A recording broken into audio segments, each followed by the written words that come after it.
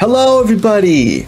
It is I, Tony, and welcome back to another episode of TTBurger Game Reviews, the first review of the year 2025. I apologize there for the lack of videos lately, just been very busy with work and everything else, hadn't had much time to make the videos, but I'm back here now, and we're back for more reviews rolling for the year 2025.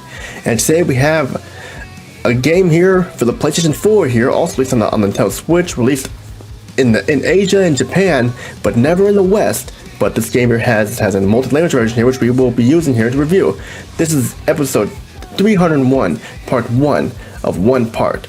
And today we're going to take a look at a game based on one of my favorite animes of all time, und Panzer. I never talked much about anime on this channel, but I have a lot of favorite animes I'd love to talk about someday. I got into anime...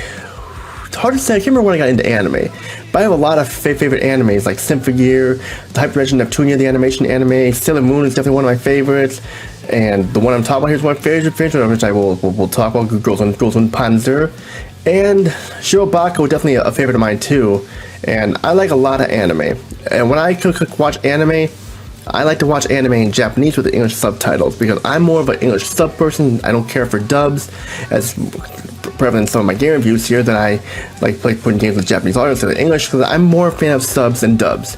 So that's how I pretty much watch my anime. And today we have a game based on an anime, und Panzer, made by Bandai Namco Games.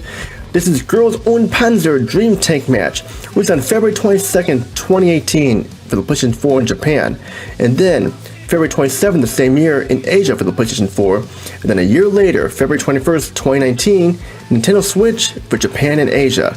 And let's get started here. We have a lot to talk about here, ladies and gentlemen. Now, I never really talked much about tank combat games on this channel, aside from games like Battletanks Global Assault by 3DO, released for the PlayStation and Nintendo 64. There are other tank combat games that I have played, such as Panzerfront, Steel Rain, Mobile Armor, and more. But this is the first anime-like tank combat game that I played, and in my honest opinion, I enjoyed it a lot. I mean, it's definitely a must-buy. However, it comes off as rather short and sometimes a little tedious. Considering that this game nowadays is almost the price of a new game today, it can be a turn-off for some people. So, what is the game und Panzer Dream Tank Match, aside from what I mentioned about it being a tank combat game? Well, we have a decent number of modes, not the biggest number of modes, but still better than nothing.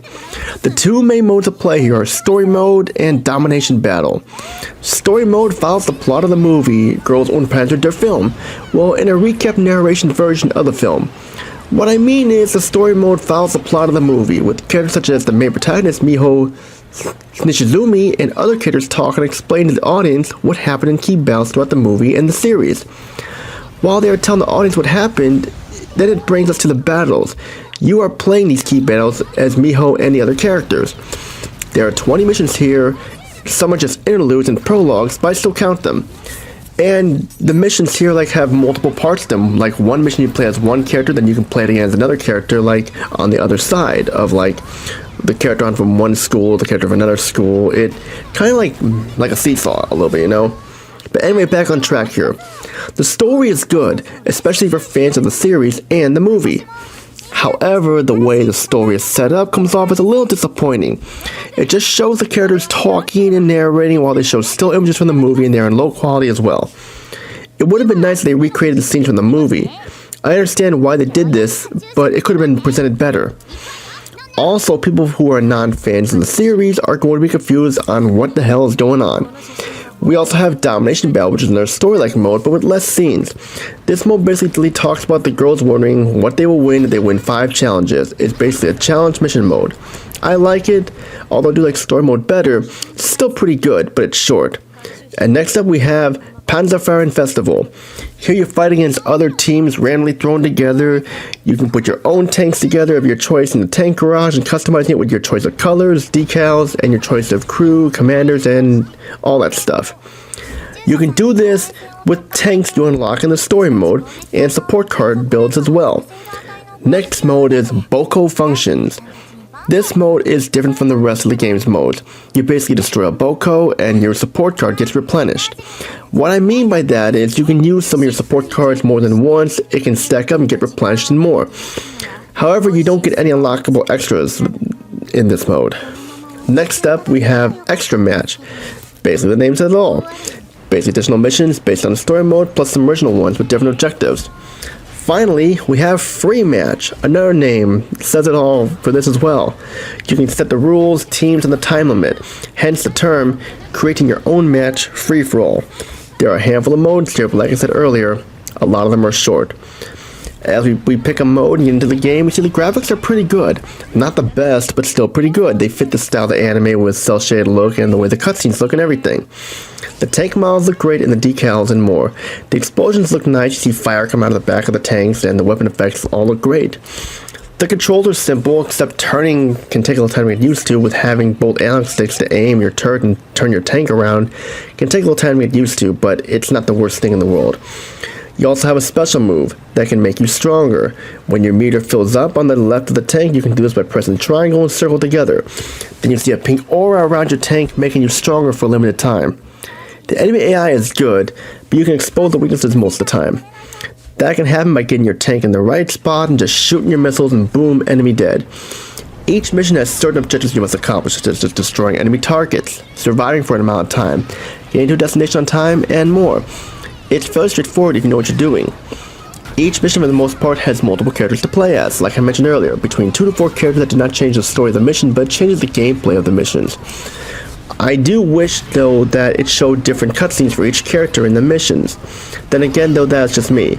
It's good to still be able to play as them. The sound is good, I will say that. The voice setting is the best. All done in Japanese with English subtitles. All the voice actors are from the anime, and they fit perfectly like a glove. You can hear in their voices they had fun recording the lines here. The music is very good, like in the anime, it is very enjoyable, especially the ending theme.